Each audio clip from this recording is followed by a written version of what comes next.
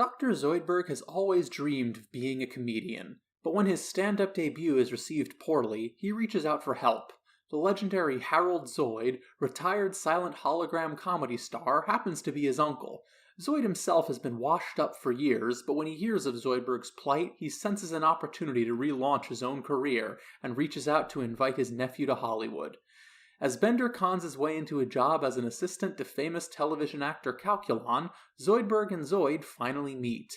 Zoid encourages Zoidberg to give up on comedy and switch over to serious drama, and tells him about a project he's been working on, a movie that he wrote and which is direct, but for which he needs financing. Zoidberg can have a role in this film if he's willing to finance it to the tune of $1 million.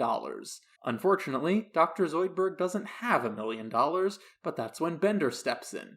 He presents the script to Calculon and promises that it's good enough to win him an Oscar, so Calculon agrees to fund the movie if he's able to star in it. And so production begins and immediately turns into a disaster. Harold Zoid has no experience with drama, let alone as a director, and The Magnificent Three debuts to awful reception by both critics and audiences.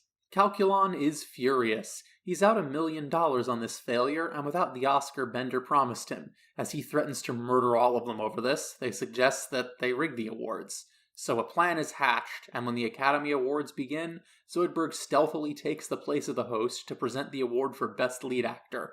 He's about to name Calculon as the winner, but when he looks out over the audience and sees his uncle's face, his depression and resignation at being a forgotten has-been, he impulsively gives the award to Harold Zoid instead. For Zoid himself, he improvises an acceptance speech, saying that he's realized the award itself is meaningless, and all that really matters is that someone, even if it's only one person, respects and cares about you. His words move Calculon's heart, and he decides he will not kill them. He respects the great Harold Zoid too much for that after all. Welcome to Space Podcast 3000, where the future is in the past.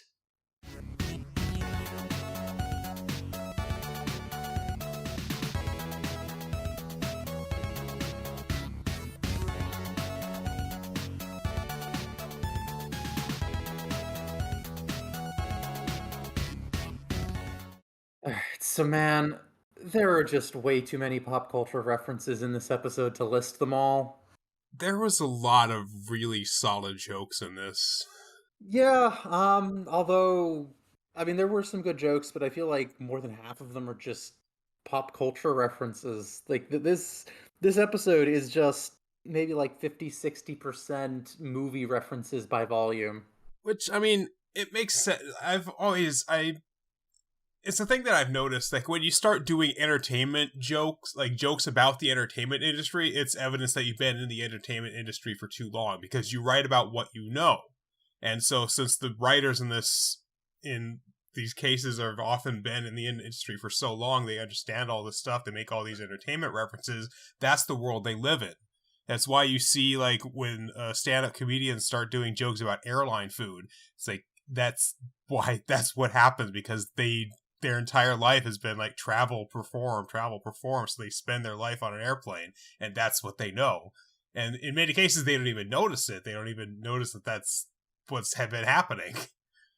That was actually a joke in 30 Rock, I remember, where there was like an episode of the whole subplot where one of the main characters, who was a stand-up comedian, he had become so rich and insulated from the rest of the world that his material wasn't funny anymore, and he would just think, you ever notice how people, like white people, eat their caviar? Like, just this whole exaggerated version of that.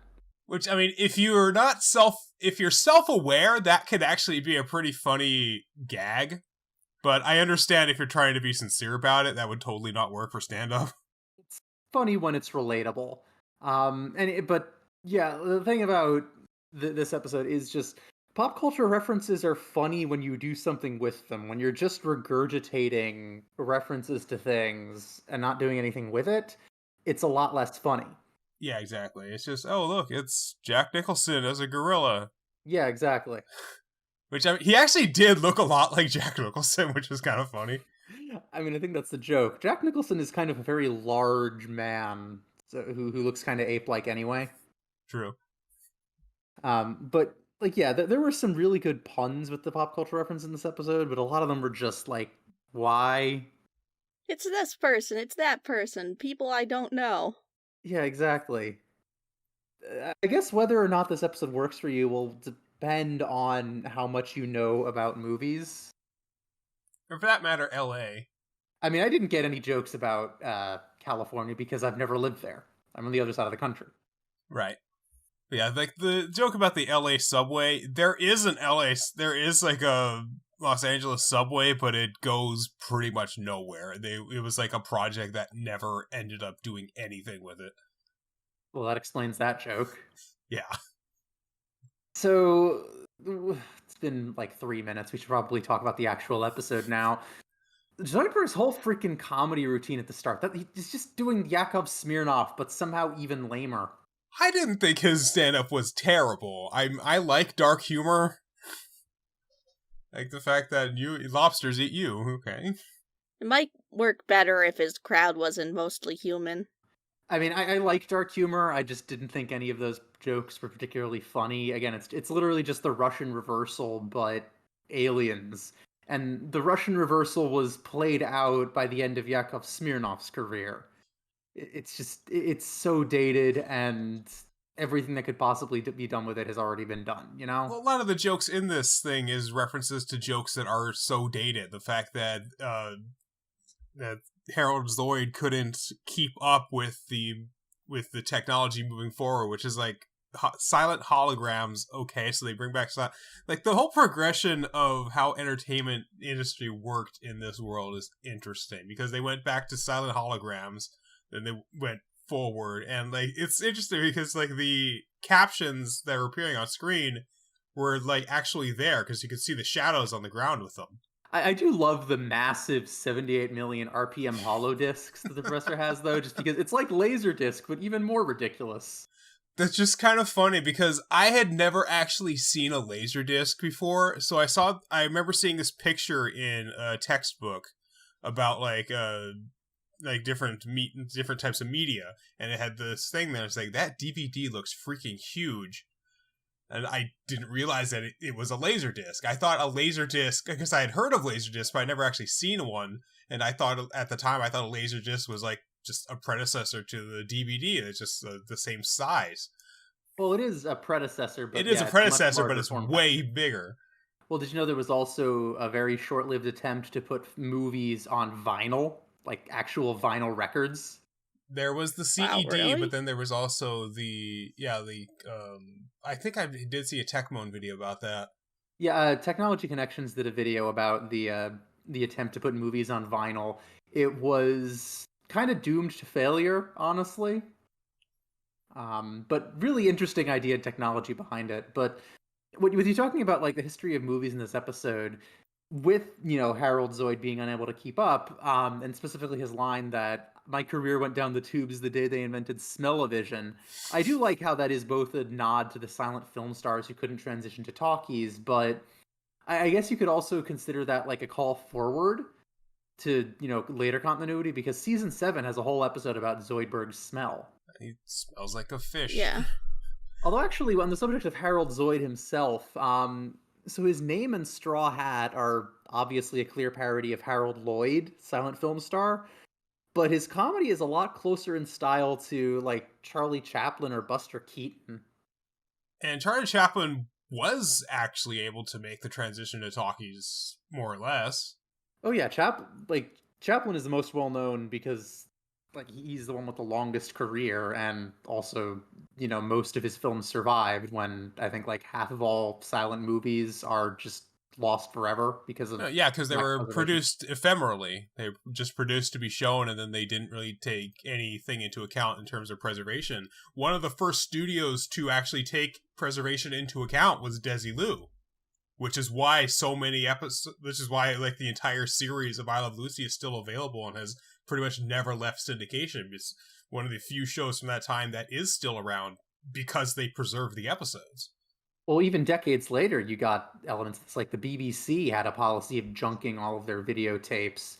Tons of episodes of early Doctor Who were missing. Lots of other shows that they did. Doctor Who's just the most famous. But also, like, Monty Python's Flying Circus, they almost got rid of the whole thing, and the only reason we still have that show is the Pythons themselves bought the original masters from the BBC.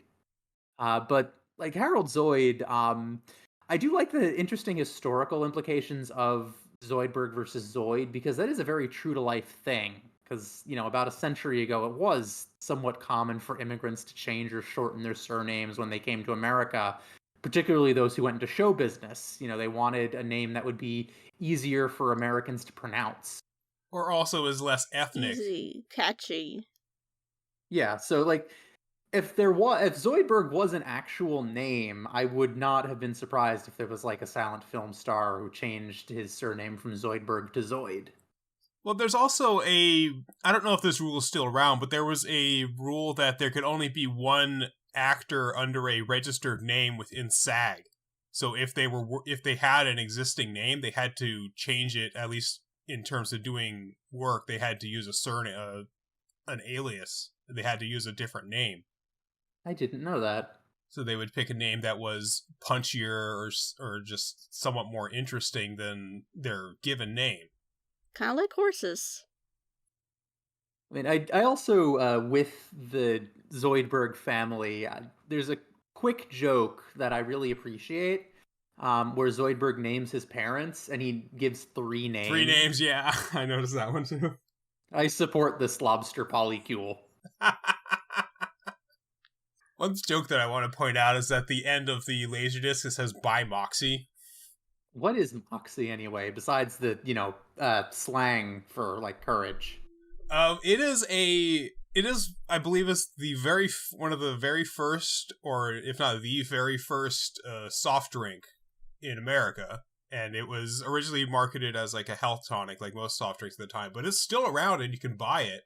And it's actually somewhat of a cult. Really? If there can be cult films, this is a cult drink. Like, the people who know it, they love it. And you can still find it in most places. If you know where to look. But yeah, it's an old, like this, just, soda tonic, essentially. It's kind of like Coke or root beer, but doesn't quite taste like any of them. I've never heard of it. Penn Jillette was a huge fan of it. He actually named his daughter after it. Huh. Yeah, Moxie Crime Fighter Gillette. That's a hell of a name. That's her actual name, yeah. I mean, Zelda Williams, cry your heart out, I guess. Well, he always thought that, like, his response, like, isn't naming your child something weird, kind of child abuse? Is like, no, naming your child abuse is naming your child something like John. So when the teacher says John, 4 kids look up. I can relate to that. Yeah, my parents have said they never would have named my younger brother Alex if they had known how common a name it was. Right. Although I think, like, because I've seen statistics, and apparently kids with more unusual names are more likely to turn to crime. It is really weird. Huh. But it might have something to do with job discrimination or something, where, like, if you see a few job applications, you're more likely to take someone with a quote-unquote normal name seriously. And the people who really suffer from this are those with ethnic names, like traditionally black names especially. Today in nominative determinism. Yeah, it makes sense. There's a lot of discrimination when it comes to names. Now we have the weird white names. Yeah. That are just more weird spellings than they are pronunciations. Jaden, Caden, Braden. Ashley with, like, 3 H's. ASHLEIGH. Kaylee with the same issue. There's a family... I have a family friend who named their child Blue. It's not a terrible name. No, but, like, this was a bit before the trend of odd white people names. At least it's not like Elon Musk. Oh, God. Stinky. Or, I don't even know what Grimes' original name was, but it's a hell of a nom de plume. But, like, why do you want to go by the name Grimes? That's just, ew. And now Elon Musk is going insane because she's left him. I mean, was he ever sane to begin with? Good point. We've gotten way off topic. Hey, this at least we got content this time. One of the best jokes in this whole episode is the Merchant of Venus. I feel like a writer dreams for years to be able to use that line in an episode like this. They saw their shot and they took it. Yes. I respect that. I've actually seen a performance of The Merchant of Venice at the Globe. Interesting play. Very anti-Semitic. Of course. I mean, okay, so Shylock's an interesting character because he doesn't... He is very much... The main problem, the thing where I take issue is he is never called by name by any other character, always just referred to as the Jew. And even when they're talking to him directly, there's literally a character begging him and literally just calls him most noble Jew. Like, seriously? It's interesting that he's also in terms of, presentation, he is the source of the original quote of "If you cut me, do I not bleed?" Arguing for his own humanity. Right. So mixed feelings on that play, but as one would expect for the time, yeah, it still definitely is on the side of anti-Semitic. Well, given the themes of Judaism or anti-Semitism, a lot of the characters in this episode are Jewish encoded, with Zoidberg and Harold Zoid. Oh yeah, it's not handled badly in this episode though. Like, that's the thing. The Decapodians are very Jewish coded, but it is never at their expense. Right. Really, it's a joke about, in many cases, it's just a joke about aliens. The fact that he's writing in his own ink, which, honestly, if that were a thing, I could totally see that making a letter very personal. Yeah. It makes sense. It's certainly convenient. Let's talk about how terrible the movie they end up making is. Oh my god. The production is such an obvious disaster from day one. Zoid doesn't seem to know anything about how to do drama. I mean, he's a comedian. That's kind of a given from the start. Well, not necessarily. So, in real life, comedy is often considered much more difficult than drama because it requires much more of a sense of proper timing and pacing. Proper timing, but also delivery and just writing itself is so much more difficult. Yeah, comedy is really hard to do, and in fact, a lot of comedy actors have very successfully transitioned to drama. The most famous is probably Tom Hanks. Yeah, there's kind of a joke of comedians wanting to go into drama. Even in the most recent season of Miraculous Ladybug, there's an episode where a comedian character is trying to get into drama and it isn't taken seriously. I mean, I think that's easier to do now because after, Tom Hanks and so many comedians successfully transitioned to drama, people are more receptive to it now. I suppose so. Also, what the hell does the title The Magnificent Three even refer to? Who are the three? I don't know. Well, obviously it's a reference to the Magnificent Seven, but I don't know who the three would be. Yeah, the president, the vice president. Even the premise of this movie is fucking stupid. Right? The president and the vice president are father and son, even though one's a lobster and one's a robot. But I don't even think that could legally happen. Yeah, wouldn't that be nepotism? Oh, I mean, It sounds like if they were both elected, I guess it wouldn't necessarily have to be that way, but... I mean, even if it weren't intentional nepotism, there's no way that people would actually vote for that ticket. They would see it and think, oh, nepotism. Either that, or would it even be able to be on the ticket legally? Would they even... Is there even a law that they could be able to do? I think there'd be a law against that, right? I don't know. I mean, maybe the Earth Constitution in the year 3000 is different than the American Constitution in 2022. Because obviously there is a precedent for presidents having children go to the office, but it wasn't directly after them, and there wasn't the vice president at the time. It just raises too many questions. It does. And yeah, it's kind of a freaking terrible movie. Not that I'm surprised from Zoid's direction and I mean, they clearly were working with a shoestring budget from the start, but, Zoidberg or rather, Calculon investing $1 million to finance the movie, even by 2001 standards, $1 million is relatively low as movie budgets go. Yeah, I was gonna say, it's pretty cheap. But it would still look better than that, I think. You look at a movie like Primer that was made for $6,000, or Cube, which was still pretty damn low budget. Well, I mean, the key is to know what you can do with your budget. If you get way too overambitious, and they clearly did here since they had no budget for editing. Right, exactly. You can even see his claws in one shot where he's holding up the... whatever it's called. So, let's see some other jokes that were really good in this episode. The Star Tours tour bus with the does not actually go to the stars. Yeah, note, bus does not leave Earth. And then, of course, from the same scene, Zoidberg meeting his uncle at a restaurant called Ebola. Why? Why is it called Ebola? I don't know. Why would you name your restaurant Ebola? Who would eat at a restaurant named Ebola? Maybe because they is this some kind of joke? Maybe they've abolished Ebola, so it doesn't have the same connotation at the time. Oh God, your choice of words there, TC. I am passing a law. We are abolishing Ebola. It is now illegal to have Ebola. Abolished, okay, eradicated, whatever. Yeah, they didn't even have, the whole Ebola scare of, recent years either, so... when this episode was made, so I don't even know what they're trying to do here.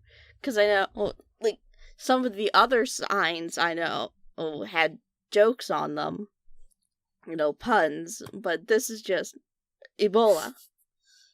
What's the joke there? It might be a reference. I wouldn't be surprised if there's, a restaurant that's named after some, old disease that's not around anymore. I don't know, miasma or something.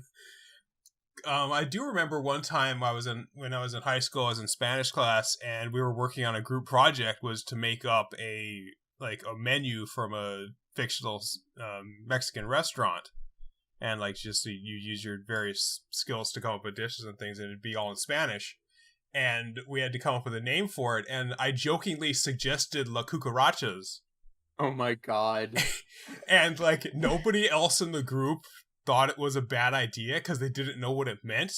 And it was no, it's good. It's like the dance. I'm like, no, it beats cockroach. La cucaracha. I mean, I could totally see that. Two dancing cockroaches on as the mascot on the sign. In little sombreros. Yeah. I could see that being a joke in a sitcom. It was a joke in a sitcom. I actually got it directly out of a joke from the Drew Carey show. Oh. And it's this has got to be the 5th biggest margarita I've ever drank. And they're drinking out of a kiddie pool. And he's fifth biggest? It's frat party, frat party, frat party, frat party, and the Super Mucho Grande margarita at La Cucarachas. God. Actually, did either of you notice Calculon using WD-40 like cologne? No, but that seems like something he'd do. It's a good joke. There are also some good background gags, like Lowe's Gaddafi's Mans Grauman's Chinese Theater. Changed ownership a few times over the millennium, I guess. Yeah. Seems I've never been to Grauman's Chinese, but I've been to Grauman's Egyptian. And then in the same scene, there's a background gag of another theater showing Jury Duty 2, Trouble on the Trouble on the Hubble. If I remember correctly, that was the movie premiere Pauly Shore was supposed to attend after being unfrozen in last season. Yeah, that was a good callback. It's subtle, but I really like that that's there. It's cute. Although one joke that really doesn't work is the entire brief and pointless and really not funny at all subplot of the Planet Express ship being stuck in the La Brea tar pits. I feel like that subplot only exists so that Fry and Leela have something to do in this episode. Yeah, it really doesn't go anywhere. It's just them sinking into the end. It's hey, Sylvester Stallone. It's why is Sylvester Stallone a caveman? I think the joke is that it's just a caveman and it looks like Sylvester Stallone. just a joke at Sylvester Stallone's expense, like they're saying, "Hey, Sylvester Stallone looks like a kid." I didn't think the joke was that funny. No, then they point out that, hey, oh, you have Sylvester Stallone with you. And it's like, South Park did this better with Stevie Nicks. I mean, okay, as a fan of Fleetwood Mac, as someone who really likes Stevie Nicks, I kind of agree with you there. That was an amusing joke. I don't even like South Park, but I will give them credit that was a good joke. She does very much warble. So, rigging the awards. Yeah. Honestly, Zoidberg giving the Oscar to Zoid at the end, after all, that's even funnier after the La La Land incident. Oh yeah, what happened? I forget. So at the okay, so to recap, at the 2016 Oscars, they mistakenly read out La La Land instead of Moonlight as the winner for Best Picture. Oh right, yeah. And it was a huge controversy at the time, even though like mistakes happen. Although the joke here in this episode that they run with is play along like with Marissa Tomei. Well, of course, this was made before the La La Land incident, but yeah, and so of course they made that joke instead about Tomei's Best Supporting Actress win for My Cousin Vinny, which was, I think, 1992, might have been 93, which I believe at the time was a huge upset. Ever since Crash, the Oscars have been kind of pointless, which I finally saw a couple of weeks ago, and yeah, that movie is fucking terrible. I mean, the Oscars have always been kind of... Which is why I guess it makes sense that they would think that La La Land was the proper one, because, like, yeah, it's a movie about old golden age Hollywood. Of course, that's what they would have gotten the Oscar. Yeah, there's a reason we have the term Oscar bait. Yeah. And, like, one thing that really frustrates me about the Oscars is that the Academy who are voting, they're not required to watch all of the movies they're voting on. Yeah. Yeah.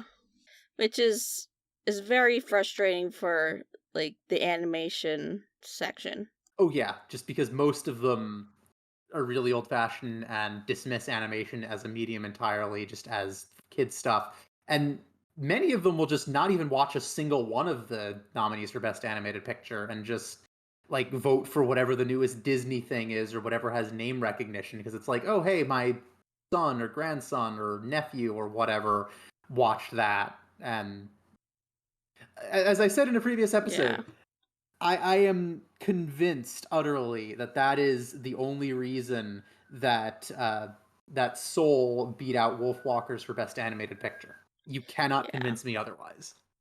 Anyway, another line that I actually found really funny in retrospect was Calculon talking about how he wanted to escape the festering rat's nest that is television. Like, sure, maybe in 2001 when this aired, it was common for TV actors to want to transition to film. Like, you know, this was a decade before the height of peak TV. Yeah. TV now is a lot more. Also, he's working on a soap opera, which is kind of like the worst of the worst. Fair point, but like I said, like a decade after this aired, the year from around like 2010 to around 2016, 2017 is, a lot of people will call it, like, peak TV. The increase in number and quality of scripted TV shows again after the wasteland that was reality TV, and which, of course, you can owe a lot of that to the onset of Netflix and streaming and being able to binge watch shows. You can just watch the whole thing. So there really is no distinction between a movie and like 2-3 episodes of a TV series. Yeah, that too. But I also mean stuff like, you know, Breaking Bad, just Game of Thrones, all of those really high budget, high concept, really well done dramas that came out, you know, after the influence of The Sopranos. Right. And just... that was a really, really good time if you like television, because there were just so many shows and so many of them were really good. And yeah, like, with Hollywood budgets in particular ballooning and to the point that, you know, overseas box office is increasingly important, so that all that Hollywood really makes anymore are the huge bombastic action movies, and they don't really do deep drama. And now if you want that, you really have to go to television. Yeah. Television or streaming. It's just very funny how for most of history of the medium, TV was, you know, the shallow spectacle and movies were where all the high art was, and now it's almost kind of, they've swapped places. And personally, I think I prefer it this way because you have a lot more time in a season of television than you do in a single movie. So you have a lot more room to pace things properly, let things build and sit, and, develop your characters, and actually give time for your big plot points and, your massive twists to have the impact that they deserve. Though one thing that I've noticed is a lot of, for streaming those kinds of shows, their seasons have been cut really short. Like season 2 of Centaur World, for example, was only 8 episodes. I mean, that's not live action, but it's still. Well, I mean, again, if we're getting into stuff streaming. splitting, I'm sorry, I keep talking over you. But if we're getting into the problem with especially with animation, they would do this. I heard there's a big controversy right now that they would split animation into multiple seasons so that they wouldn't have, even though it was produced for a single season, so that they wouldn't have to pay the actors or animators extra. Oh yeah, so they can just do a single. I wouldn't be surprised. Yeah, that's actually not uncommon, where they'll do a single season order and then split it in half, so that they can get the press of 2 seasons, but they only have to pay for a single season order, because a lot of contracts, have clauses saying that everyone involved should get a raise for season 2. That's very common. Yeah. And this is actually why Netflix often cancels stuff after the 2nd season, because they have their analytics showing that like the first 2 seasons are the ones that attract the most new subscribers, and then that's often the point where you have to renegotiate contracts, and so stuff gets canceled. Which I don't mind stuff being ended after 2 seasons if they actually have time, if they know that that's where it's going to last, and they can actually pace it properly and wrap things up at the end of the 2nd season, I don't mind that. Oh yeah, absolutely. I'd rather have something that is really good and standalone and has a proper resolution over something that just goes on forever. Do you like they did with Serenity, make a movie that finishes it up? Although that wasn't even what happened with Serenity. Serenity is kind of a standalone thing, too. Well, Serenity covered a lot of what they were planning, what they had as plans for arcs for like seasons 2 and 3. And I don't really like Serenity. I think they tried to cram way too much into a single movie. But again, that was like right at the transition time when like a movie and a TV show still had their distinctions. Yeah. Yeah, we've talked a lot about just Hollywood and movies over, what's actually in this episode, because there is a lot of talk about with the industry that, that this episode doesn't cover. And as we said at the start, there isn't really a whole lot of substance to this episode. It's mostly just pop culture references. There really isn't. In fact, from what I've read, until the Comedy Central revival, this was commonly considered the worst episode of the show. Mm-hmm. Yeah, it's definitely not being rated very high on my list. Yeah, I don't know if I would agree with this being the worst episode, but it's definitely one of the weaker ones. And there is an interesting premise here for an episode where he his uncle tries to, he thinks he's rich and he tries to, manipulate him, which is certainly a good premise for a farce or like a lie revealed incident, but it never really comes of anything. He doesn't end up finding, is like, you were trying to backstab me, or you trying to do this. No, Zoidberg just keeps meeting his doofy, fun-loving self the whole time. Yeah, I mean, it's clear that Zoid knows what's going on early on, since A, Calculon's financing it and is clearly open about the fact that he's the one doing this, and 2, he actually says near the end of the episode, I'm an even bigger phony than you are. Yeah. So it's obvious that lie was revealed early on, and I guess but nothing really comes of it. I mean, I guess it just didn't matter to them because the movie is being financed anyway. But yeah, they really could have done a lot more with that. But so I guess that'll do it for this episode. You guys gonna get lunch downtown? There's a new restaurant called Hantavirus.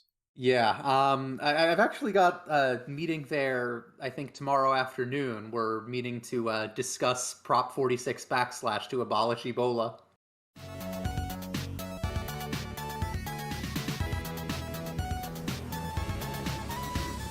Thank you for listening to Space Podcast 3000. Your three voices of the future are Nova Altman, Doug Hancox, and Eden Valerie. The theme music is Voxel Revolution by Kevin MacLeod. You can support the show and listen to new episodes a full week early at patreon.com/SpacePod3K. Follow us on Twitter at SpacePod3K. Be sure to join us next time as the Planet Express crew get cosmetic surgery in The Cyber House Rules.